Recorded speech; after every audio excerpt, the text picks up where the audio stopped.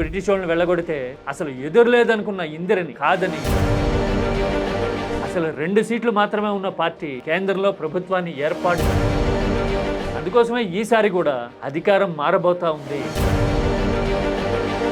ఆ ఉప ఎన్నికలో తీర్పు చూసి ఆర్ఎస్ఎస్ అయినా బీజేపీ అయినా ఆలోచనలో పడ్డాయి. ఎన్జీ ఎఫెక్ట్ అర్థమవుతున్న కొద్దీ రాజకీయంగా ఉలిక్కిపడే పరిస్థితి అందుకోసమే.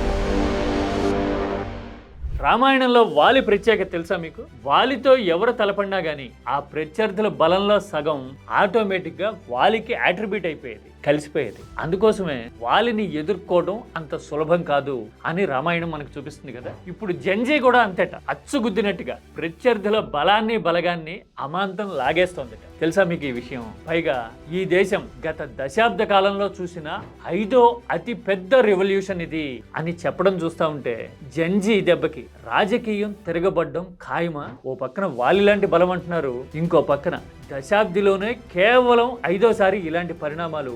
అన్నిటికీ మించి జంజీ విషయంలో ఆర్ఎస్ఎస్ మాట గాని బీజేపీ మాట గాని అమాంతం మారిపోవడాన్ని చూస్తా ఉన్నాం కదా. అలా మారడానికి కారణం ఏంటి? ఒకే ఒక్క పరిణామం కదా. అదేంటి చూద్దాం రండి, 1 by 1. అసలు జంజీ ఉద్యమం బీజేపీ బలాన్ని ఎందుకు లాగేస్తోంది, ఎలా లాగేస్తోంది, అలాగే బీజేపీ అయినా ఆర్ఎస్ఎస్ అయినా జంజీ విషయంలో మాట మార్చక తప్పని పరిస్థితి ఎందుకు వచ్చింది అనేది చూస్తే ఫ్యూచర్ పాలిటిక్స్ ఎలా ఉండబోతున్నాయో మనకు అర్థమవుతుంది. కేవలం రాజకీయం మాత్రమే కాదు కదా పాలిటిక్స్ అంటే, ఈ దేశ భవిష్యత్తు కూడా కదా. మరి చూద్దామా ఆ ఫ్యూచర్ ఏంటో?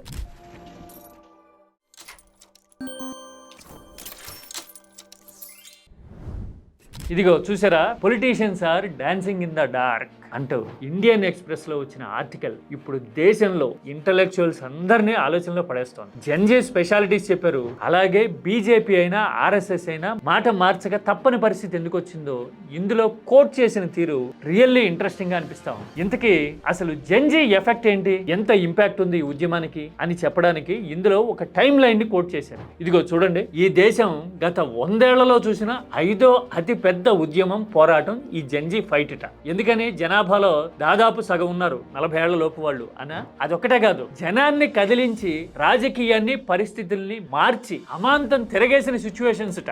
ఇంతకు ముందు జరిగిన ఆ 4 కూడా అవేంటో తెలుసా? ఇదిగో ఇక్కడ చెప్పారు చూడండి. 1920 నుంచి 1940s వరకు గాంధీజీ నడిపిన దేశ పోరాటం గత దశాబ్దిలో అతి పెద్ద రివల్యూషన్.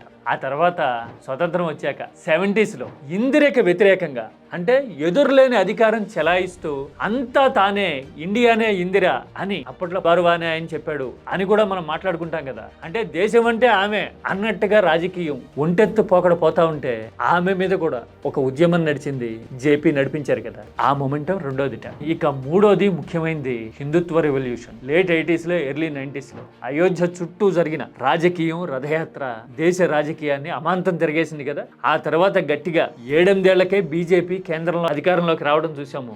ఆ పునాదుల వల్లే కదా 3వసారి వరుసగా మోడీ ఇప్పుడు అధికారంలో ఉన్నారు. 4వ ఘట్టం 2010 నాటి అవినీతి వ్యతిరేక పోరాటం. అఫ్ కోర్స్ అన్నా హజారే మీద డిఫరెన్స్ ఆఫ్ ఒపీనియన్ ఉండనివ్వండి, కానీ అమాంతం రాజకీయాన్ని మార్చి 3 తడవల కాంగ్రెస్ ని అధికారానికి దూరం చేసిన పోరాటం కదా అది. ఈ 4గింటి తర్వాత 5వ ఘట్టం ఇప్పుడు జంజీ పోరాటం అని ఈ ఆర్టికల్ కోట్ చేసింది. పైగా 3 సందర్భాల్లో చూడండి. మొదటిసారేమో బ్రిటిష్ వాళ్ళని వెళ్ళగొడితే అసలు ఎదురులేదనుకున్న ఇందిరని కాదని దేశమంతా ఏకమవటం 70s లో చూసాం కదా. అసలు 2 సీట్లు మాత్రమే ఉన్న పార్టీ కేంద్రంలో ప్రభుత్వాన్ని ఏర్పాటు చేసే స్థాయికి రావడం 3వ ఘట్టం అయితే, కాంగ్రెస్ కి 3 సార్లు అధికారం అందకుండా చేయటం 4వది. అందుకోసమే ఈసారి కూడా అధికారం మారబోతా ఉంది అని ఈ ఆర్టికల్ కోట్ చేస్తా ఉంది. దానికి సంకేతమే ఒక ఉప ఎన్నిక. ఆ ఉప ఎన్నికలో తీర్పు చూసి ఆర్ఎస్ఎస్ అయినా బీజేపీ అయినా ఆలోచనలో పడ్డాయి అని చెప్తూ ఇదిగో చూడండి, బీజేపీ ఓటు బ్యాంక్ 63% నుంచి 35% పడింది. అలా పడటంలో అగ్రవర్ణాల పాత్ర ఉండేసరికి ఆర్ఎస్ఎస్ ఉలిక్కి పడింది అని ఈ ఆర్టికల్ చెప్తా ఉంది కదా. ఎందుకంటే బంకీపూర్ లో బనియా అంటే వైశ్య వర్గాలు, అప్పర్ క్యాస్ట్ కాంబినేషన్ తోనే ఇప్పటి వరకు బీజేపీ గెలుస్తూ వచ్చింది. అలాంటి కాంబినేషన్ ఉన్న చోట కూడా కేవలం 8 నెలల్లోనే, అంటే గత అసెంబ్లీ ఎన్నికలు జరిగిన తర్వాత బై ఎలక్షన్ లోకి వచ్చేసరికి తిరగబడిపోయింది రాజకీయం. అంటే దేశంలో ఆలోచన మారింది అని ఆర్ఎస్ఎస్ అర్థం చేసుకుంది, అందుకోసమే మాట మారింది అంటా ఉన్నారు. మాట ఎలా మారింది మనం కీటాక్స్ లో ఇంతకు ముందు నేను చూపించా. మరొకసారి ఆ 2 వీడియోస్ పక్క పక్కన పెట్టి చూపిస్తా. ఆర్ఎస్ఎస్ చీఫ్ మోహన్ భగవత్ ఏమన్నారు? जैन जी बहुत ठंडे दिमाग से विचार नहीं करती है कि जैन जी अगर एजिटेशन कर रही तो एंटी नेशनल तो है नहीं, अपने लोग है.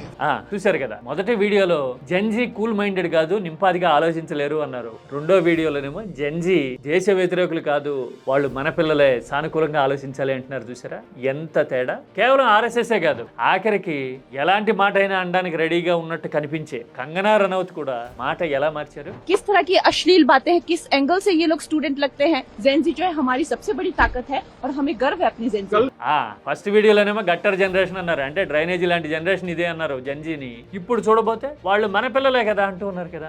అంటే ఆర్ఎస్ఎస్ ఆలోచన మారింది. జెన్జీ ఎఫెక్ట్ అర్థమవుతున్న కొద్దీ రాజకీయంగా ఉలిక్కి పడే పరిస్థితి. అందుకోసమే బీజేపీ కూడా మాట మారుస్తున్న పరిస్థితి కదా. మరి ఇలా పందా మార్చినంత మాత్రాన, టోన్ మార్చినంత మాత్రాన రాజకీయాన్ని గానీ ఫ్యూచర్ హ్యాపెనింగ్స్ గానీ మార్చడం సాధ్యమేనా అంటే కాదు.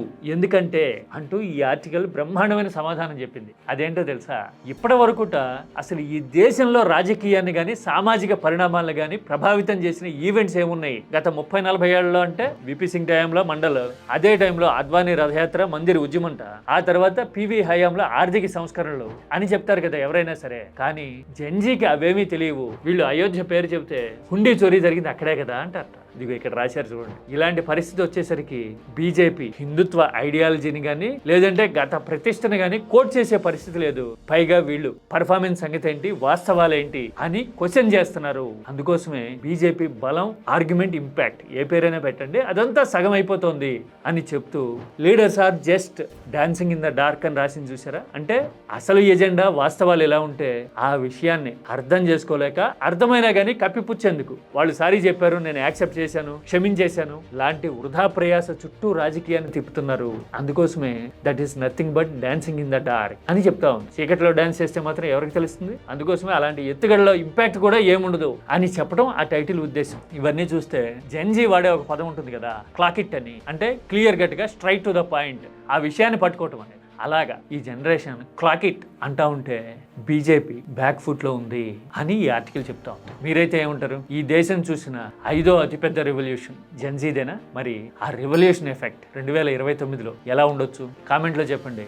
తెలుసు కదా, సరుకున్నోళ్ళు సబ్జెక్ట్ మాట్లాడతారు. దిస్ ఈస్ కీటాక్స్. బ్రిటిష్ వాళ్ళని వెళ్ళగొడితే అసలు ఎదురులేదనుకున్న ఇందిరని కాదని, అసలు 2 సీట్లు మాత్రమే ఉన్న పార్టీ కేంద్రంలో ప్రభుత్వాన్ని ఏర్పాటు, అందుకోసమే ఈసారి కూడా అధికారం మారబోతా ఉంది. ఆ ఉప ఎన్నికలో తీర్పు చూసి ఆర్ఎస్ఎస్ అయినా బీజేపీ అయినా ఆలోచనలో పడ్డాయి.